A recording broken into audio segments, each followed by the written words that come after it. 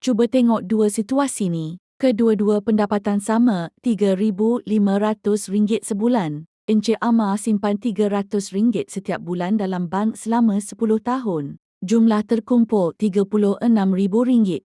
Tapi bila beliau meninggal dunia, itulah saja wang yang tinggal untuk keluarga. Malah ada risiko dibekukan sementara sebab urusan faraid dan pentadbiran harta. Berbeza dengan Encik Amri, beliau bahagi simpanan RM150 ke bank, RM150 ke hibah ayah, jumlah caruman hibah. Selama 10 tahun cuma RM18,000, tetapi bila beliau meninggal dunia, keluarga terus menerima RM350,000 tunai hibah. Di sinilah bezanya simpanan biasa dan perancangan hibah. Simpanan bantu kita hidup. Hibah bantu keluarga teruskan hidup bila kita tiada. Sebab tu ramai mula ambil hibah ketika masih muda dan sihat. Caruman lebih rendah, peluang lulus lebih tinggi dan keluarga lebih terjamin. Kalau nak saya bantu kira bajet hibah yang sesuai ikut kemampuan bulanan, boleh terus PM saya.